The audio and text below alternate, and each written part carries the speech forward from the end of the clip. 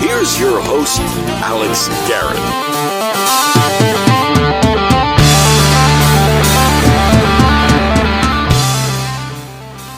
All right, and welcome inside to the latest edition of Adapting with Alex Garrett. Yeah, this is going to be the adapting feature because I've got a great idea for coffee that maybe we should adapt to and should make a little more mainstream. It's called Good Citizen Coffee. We talk with Sean M. Stewart about that in just a little bit. But first, question for you.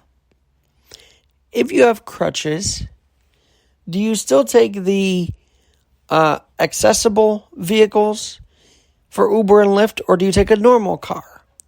For me, even with crutches, I personally take the normal car just because it's what I'm used to. However, the other day, I decided, well, it's been a long week, dealing with some family health issues and getting my dad through some stuff. It's been a big week. Let me try and get a WAV vehicle to take home. And here's the thing about it. It's not that I didn't mind the spaciousness of having that WAV to sort of put my crutches down and kick back and relax for a minute. It's that, yes, I guess I can adapt to it too using the WAV, but I felt a little bit like I was taking away a car from someone with a power wheelchair or a wheelchair. But what would you do in this situation if you had to?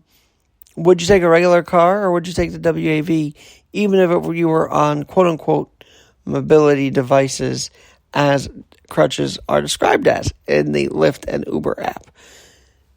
It felt like a dilemma for me. Maybe it shouldn't have, but just a little experience in the life of Alex Garrett. And while I'm on the subject, by the way, I should mention on the podcast here, can we get Lyft and Uber waves to be in Long Island? I mean, come on.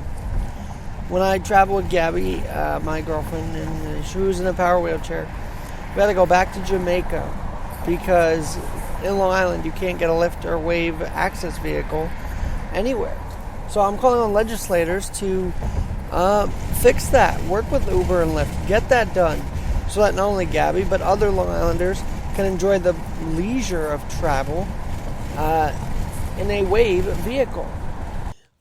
One other adapting story that we must discuss real quick. The horrible, horrible tornado ripping through Little Rock, Arkansas. Join the VOAD movement. That's the Voluntary Organization of Disaster Relief movement. And they are right now on the ground. And find out more on how you can get involved with them if you want to support not only in Arkansas but around the nation.